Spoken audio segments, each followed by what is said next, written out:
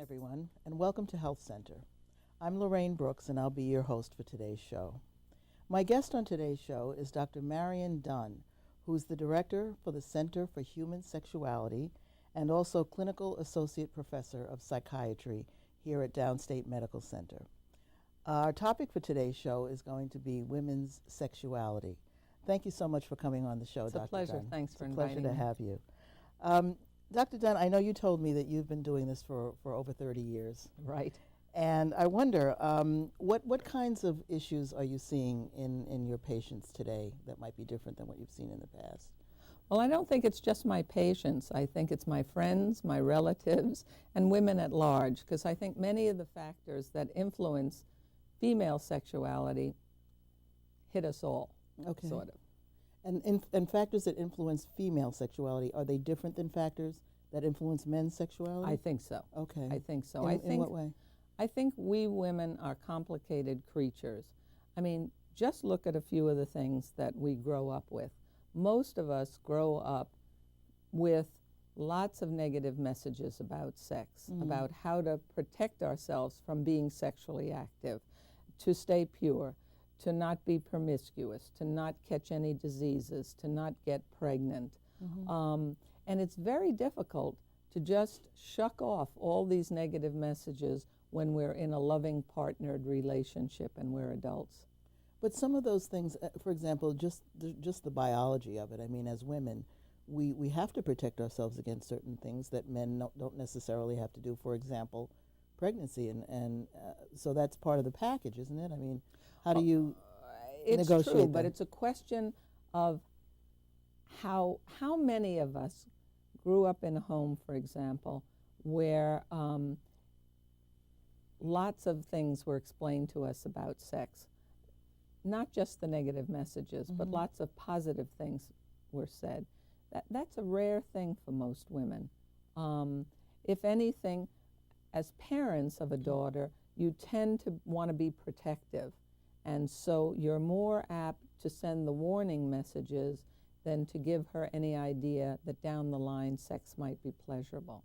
So I think that's one factor. Okay. The other thing is, this may sound funny, but I've always felt that men develop a relationship with their penises from a young age. They have to handle their penis in order to urinate. They see it go up and down. It seems to have a mind of its own. For a female child, you have to be a gymnast to examine your own genitals. Okay. So most women have never taken a mirror and looked at themselves to see where things are at. And I find that there are many women who are very confused about their genitals and the way their bodies operate. So that's also an inhibiting factor, I think, in female sexuality. Well, you're absolutely right, of course. You know you're absolutely right. But I can relate that to my own experience, in that when I was in school, I remember not even using the words. The men or the boys were allowed to use the words, but the women were not, and we often did not even know what the words were, what the correct names were. Right. Well, it's still true in some schools today, when they're trying to teach children to avoid sexual abuse, they will teach them not to let anyone touch them where their bathing suit covers. But they will not give the child the word for vagina, clitoris, breasts, penis.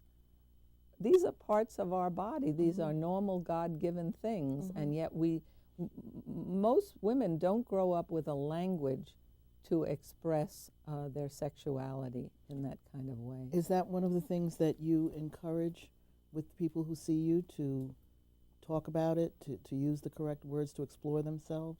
For some women, it is an important thing because they have a lot of confusion and fear about their own bodies. And then there's another message we get as women growing up, and that is the myth of the perfect body. Studies have shown by the age of 5, most little girls know that pretty is better. And this striving to be thin, to have perfect breasts, to have a good shape. And if you speak to most women, they're afraid that their hips are too wide or too narrow, their breasts are too big or too little. It's hard for women to be relaxed and, for example, nude. Even with a loving long-term partner, they may feel embarrassed that they don't fit, sort of the mold of what the perfect body is. So how do you counteract that? Well, the funny thing is just talking about it helps, because if women can laugh together, it makes it easier. So this is another thing that I've noticed. Of course, some women have had scary experiences with sex growing up that may impact on their adult sexuality. There's also a very important thing in female sexuality is the relationship. Women, I often the emotional think, yes, tie. the sex is the brain is the greatest sex organ for women, and we filter everything through our emotions. I mean, just think, there's one interesting gender difference. A couple have a fight. Very typically, the man's way of trying to express tenderness and make up is by making love. The woman will always say, the last thing I have on my mind is for him to go near me.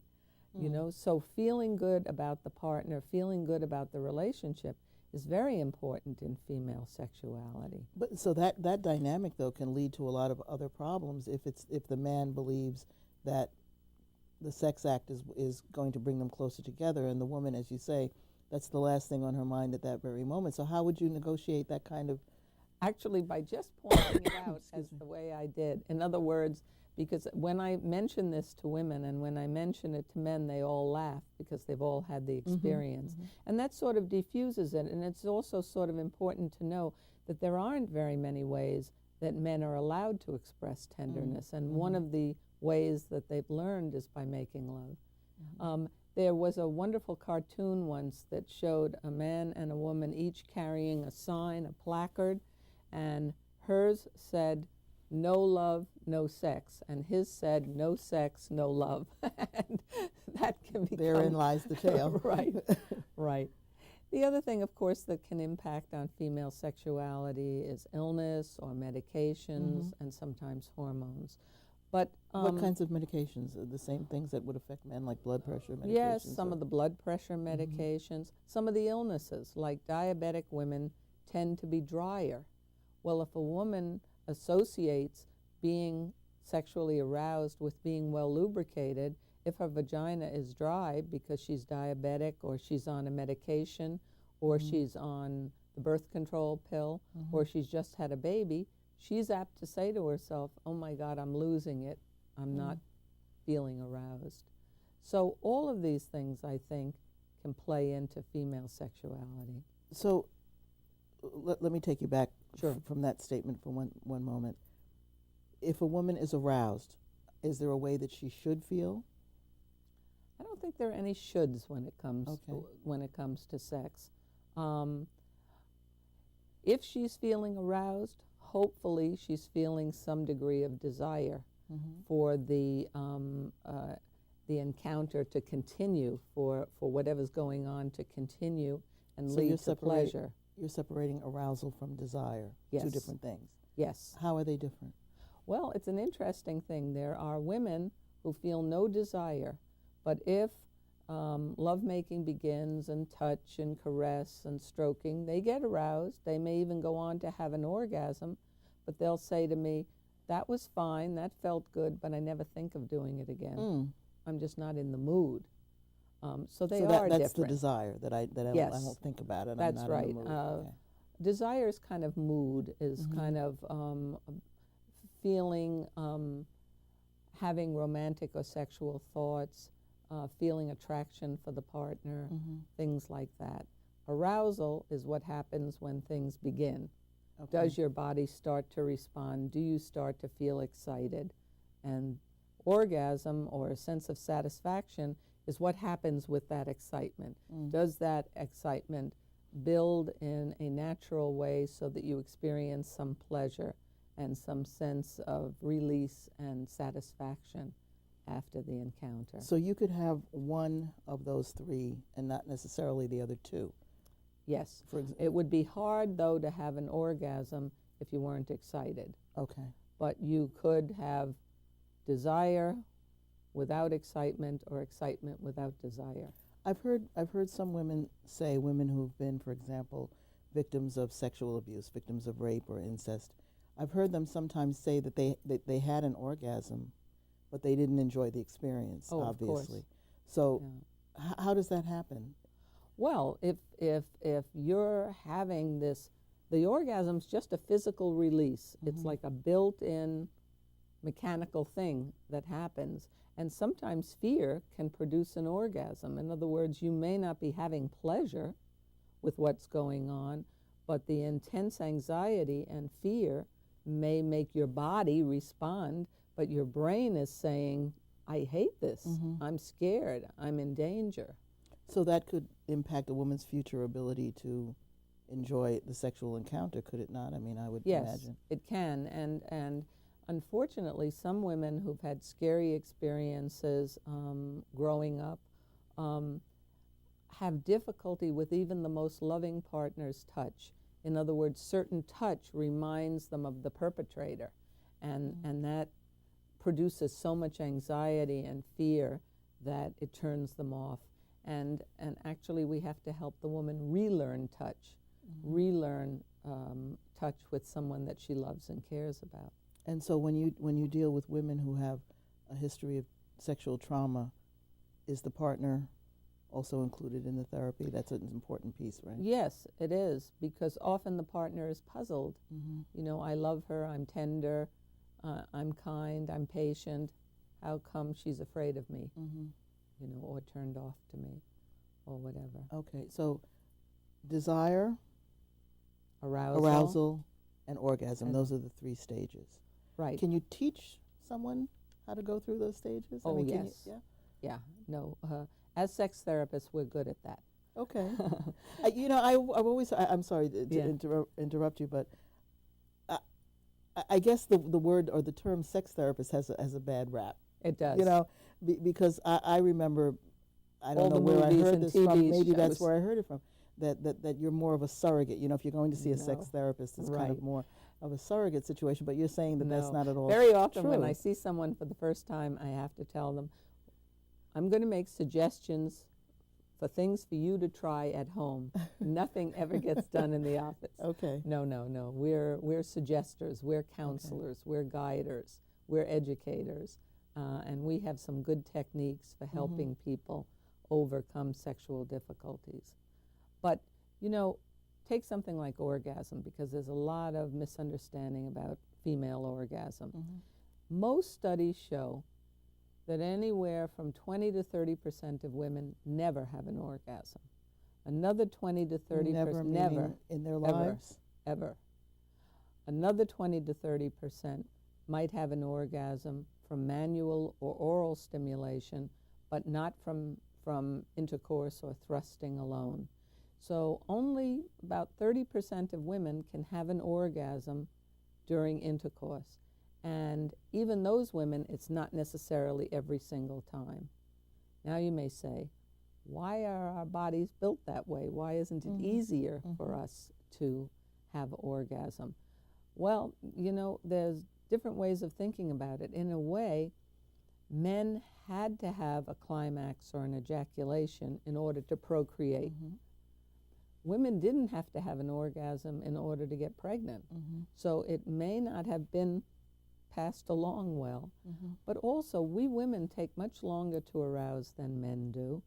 And many times, we don't even know ourselves what would arouse us. And so we don't know how to communicate that to a partner. Or even if we have some idea of the kind of touch, caress, movement that might be arousing to us, we're very shy and inhibited about letting the partner know that. Very often women will say, if he or she loved me, they would know what I like. They would be a mind reader. Okay. That's And not that's, no, kind of impossible. So what's love got to do with it? Right, Indeed. right. The other thing I do want to say is there are women who don't have orgasms but are not unhappy with their sexual lives. They like the closeness, they like the intimacy, they like the stroking, they like pleasing their partner, and having an orgasm is not that important to them. We have this idea, though, that that's the ultimate goal, is for both partners to have an orgasm. Right. And that if they can have it at the same time, that's, you know, Well, that's one of the best things even that the could ever most but difficult that's thing the to hardest do, thing, right? yeah, And And I always try to tell couples not to drive themselves crazy Mm-hmm. because everybody's timing is somewhat different. Mm-hmm. Yeah, orgasm is touted in our society, and as a matter of fact, that's affected female sexuality too when you think about it, because so many men and women now have seen soft porn or television shows or movies or more intense pornography where the woman supposedly is having an orgasm and she's yelling and screaming and thrusting away and rolling on the bed. And so a lot of women don't even know that they're having orgasms because they're not having orgasms like her. But those women are being paid, and we forget that. And they're actresses. Right. So everyone's behavior is Different. is individual. Yeah, some So- people are quiet, some Okay. people are noisy, some people are active, some people are sort of more laid back. Everybody's different, and what women like is different. The same touch that might be arousing to one woman feels terrible to another woman, and that's why communication between partners is so important. Is it any different with homosexual women, or are the issues pretty much the same?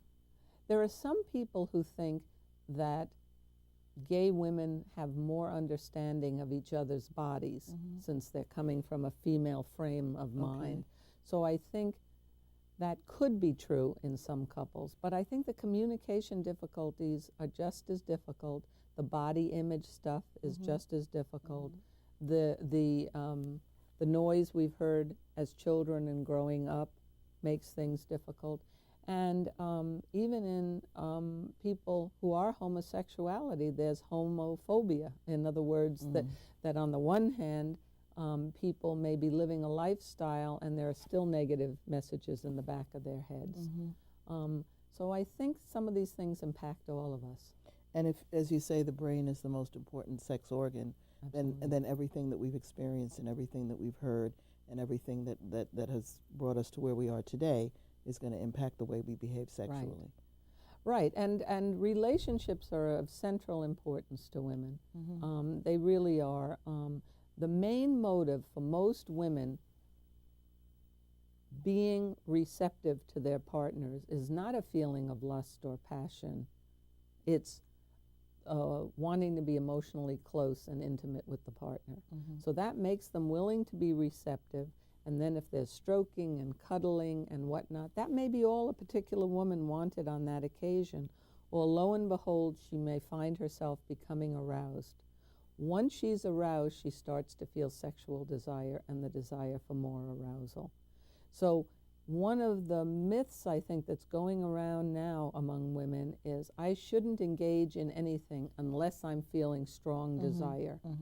Well, one of the observations I have is with us women, the less often we have sex, the less often we want to have sex. It's almost like our bodies go to sleep. So if we're waiting for this spontaneous desire, especially if we're in a long-term relationship, we may be waiting a long time. So how would you recommend a person in a long-term relationship, married 20, 25, 30 years, how do you get that spark back if it's the woman who's become dormant or is no longer feeling that way? Well, first of all, I think it's important to think about what would make our sex life better for me.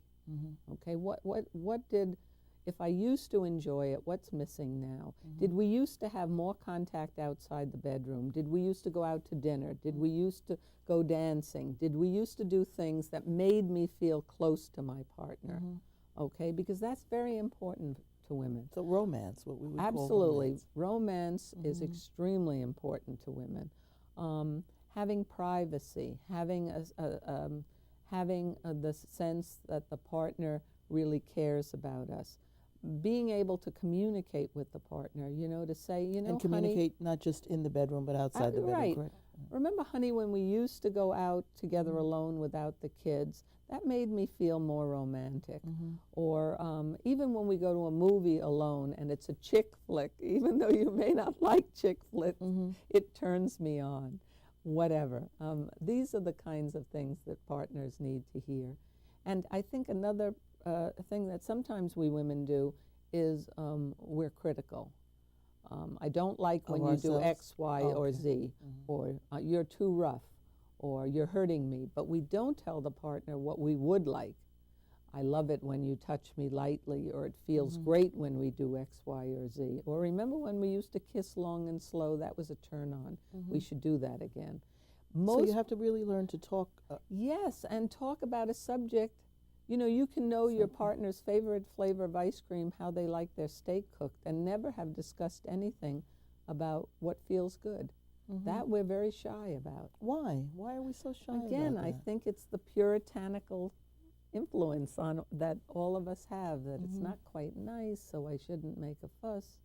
What about pornography? Do a lot of couples use pornography as an aid, let's say, and is that okay to do? It's only okay if both feel comfortable with it. Okay. I believe in anything that both partners sort of consent to. Women are funny. We often get competitive with the women on the screen. If she has a better body than I do, is he being aroused to me or to her? And we don't like that feeling, you know? The interesting thing is erotica for women that's made specially for women, mostly it has relationships in it. I mean, in other words, it's not just the same thing that turns men on. It's that there's courtship, and there's romance, and there's a storyline, and then there's light sex, and then there's some sex. We need that stuff. That's the important we need for it stuff. to build. We Yes. need for it to start somewhere That's and then right. build to something, whereas a man might be more immediate, Yeah. more. The interesting thing is there was one study recently done where they looked at centers of the brain that light up during sexual arousal in men and women. And they found when the center in the brain in the man lights up, it's at the same exact time that his penis is beginning to get an erection. Okay. In women, we can have blood flow to the genitals, and the genitals are getting warmed up, and all that good stuff is happening, and there's a delay before that part of the brain lights up. So we really are wired differently than men, which is probably why it takes most women longer to get aroused than men, and why they need more of the context, more of the romance, more of the sense of closeness. The other thing I want to say about that's interesting is, you know, we'll hear from friends or women, oh, I haven't felt desire in years, you know, let's say it's a middle-aged woman or an older woman, and sex doesn't matter to me, blah, blah, blah, blah. And then they're divorced, or they're widowed, or they're just repartnered. All of a sudden, you see an increase in sexual interest, arousal, and pleasure. Now, that's not hormonal. Okay. I mean, that's The same person, the same body, the same. It says something about the way we're feeling about ourselves and the way we're feeling about our partners and the relationship. Okay. Well, we're running out of time, but I want to make sure I ask you this question.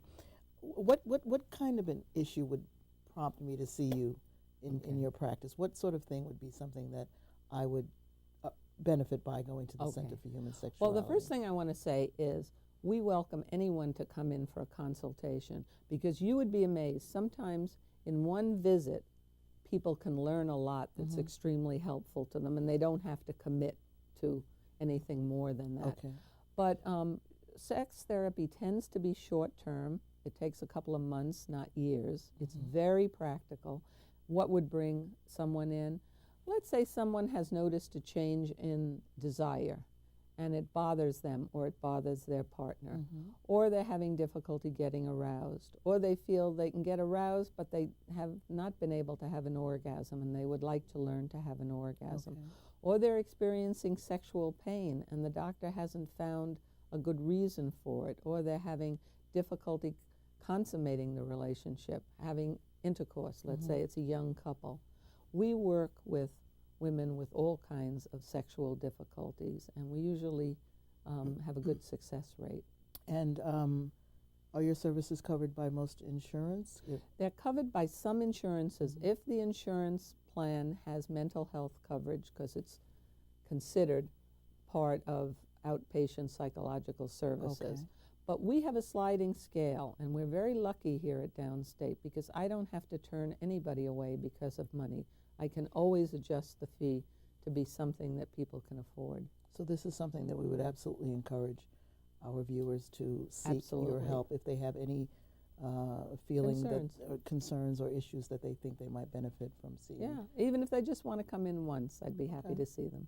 Well, is there a way that people can get in touch with you? Is there a telephone number, or what Right. would you like to I'm give? hoping that it's on the screen as we're speaking. It's 718-270-1750, and my secretary is Mrs. Singh, and she makes the appointments for me. And I would be happy to see any man or woman or couple that would like to see me. Well, I'd like to invite you back to come again and talk about men's sexuality, because Okay. today we were discussing women, but we don't want to leave the men out of the picture because they're important as well. So would you like to come back and, sure. and do a show I'd on be men's delighted. sexuality? Then we'll absolutely do that. Okay. Thank you good. so much, Dr. Dunn. Okay. And thank you for watching.